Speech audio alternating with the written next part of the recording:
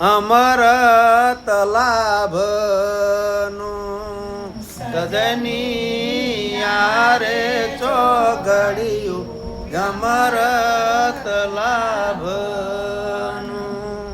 વીજના ઝબકારા જેવું મોતી પોરવી લેવું ડાયા દિલમાં વિચારો સતસંગ કરીએ ડાયા દિલમાં વિચારો મોતી પોરવી લેવું સતસંગ કરી.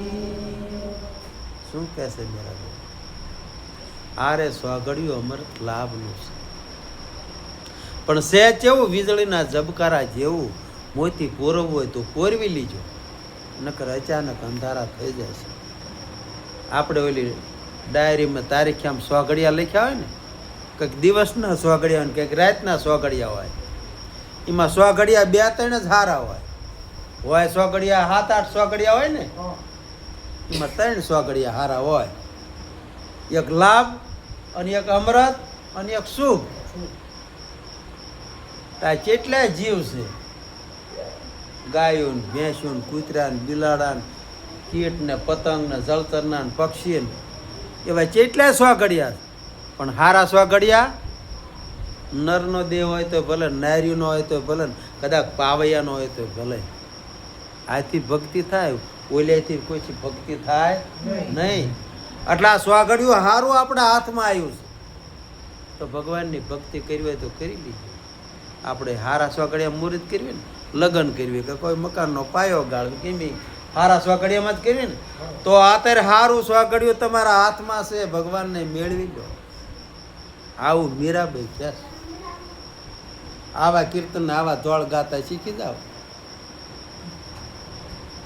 પછી શું કહે છે સજની યારે અવસર છે દયા દાનનો સજની યારે અવસર છે દયા દાનનો દાન સુપાત્ર ને કરવું ધ્યાન ગુરુજીનું ધરવું ડાયા દિલમાં વિચારો સતસંગ કરીએ દાન સુપાત્ર ને કરવું ધ્યાન ગુરુજીનું ધરવું ડાયા દિલમાં વિચારો સતસંગ કરી. દાન કરવું ને તો સુપાત્ર ને કરવું. આપણે કોઈક માંગણ આવ્યો ને પણ દારૂડિયા ગયો હોય ને દાન કરવી ને તો ઘીરે જઈને બૈરા છોકરાને હેરાન કરતા હોય દાન કરો તો આપણને પાપ લાગે. પણ સુપાત્ર હોય ને દાન કરવું. બ્રહ્મચીને એ બ્રાહ્મણા કહેવાય. ભગવાનને નક્કી કર્યા વાળા એવા કોઈક સંત હોય ને અહીંયા દાન કરો ને તો તમારું ધ્યાન સુપાત્ર ને કરવું અને ધ્યાન ધરવું તો કોનું કહેશે સદગુરુ મહારાજનું. સદગુરુ કોણ છે? આ દેહના ગુરુ તો દુનિયામાં હાવ કરે પણ મનના ગુરુ વગેરે આ જીવાત્માને મુક્તિ મળતી નથી. એટલે તમારું સત છે તમારા ગુરુ છે, બીજા ગુરુ કોઈ નથી. જો કે આપણને ન ખબર હોય છાન કરીને એ સદગુરુને નક્કી કરાવે એટલે આપણે એની માન્યતા રાખવી. નકર સદગુરુ તમારું સત છે એ જ તમારો ગુરુ છે. અને જગત આખાની અંદર જુઓ તો સત એક જ છે. માતાજીની અંદર કહેતો ભલે, હુરધનમાં કહેતો ભલે, ભગવાનમાં કહેતો ભલે, સત વસ્તુ એક જ છે. ધરતીના 9 ખંડ છે પણ 9 ખંડની અંદર સૂર્ય જેમ એક જ પ્રકાશ પાડી રહ્યો છે એ ભગવાન એક જ છે, સત એક જ છે. એટલે ધ્યાન ધરવું તો એનું ધરવું. આ સદગુરુ ગંગા સેતી વાત કહે છે ને કે સદગુરુને પૂછીને પગલાં ભરવા થઈ રહેવું તેમનો દાસ. એટલે ગુરુ મહારાજ તો કર્યા હોય, આપણે ગુરુ મહારાજ સદગુરુ કર્યા હોય પણ આ દેહવાળો ગુરુ કાયમ હાર્યો હોય પણ પોતાનું સત તો હારે જ હોય ને કે આ કામ કરવા જેવું છે કે નથી કરવા જેવું તમને જ પૂછી જુઓ. તમારા આત્મ રાજાને પૂછી જુઓ, એ તમારો સદગુરુ છે. સજની ગુરુના પરતાપે મીરાબાઈ બોલિયા. સજની ગુરુના પરતાપે મીરાબાઈ બોલિયા. સંસાર સાગર સે ખારો પણ ભવજળ તરવાનો યારો. ડાયા દિલમાં વિચારો સતસંગ કરીએ. સાગર સે ખારો ડાયા દિલમાં.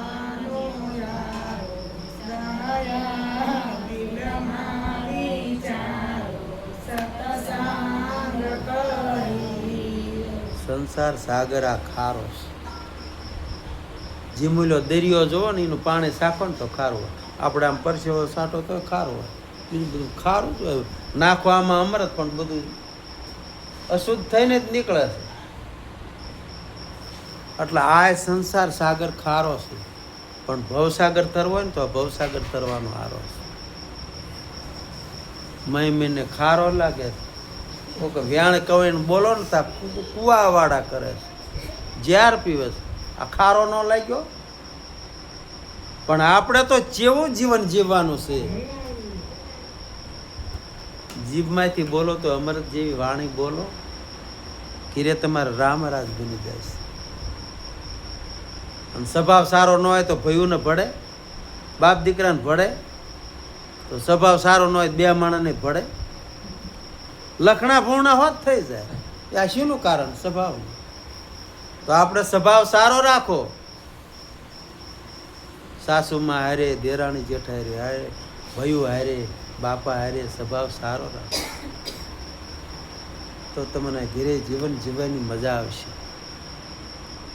જાયશો તો તમને સંભાળશે કે ના માણસ સારો હતો, નકર કે જય બલ્લા. એટલે આપણે એવું જીવન જીવવાનું નથી, આપણે સારું જીવન જીવવાનું છે.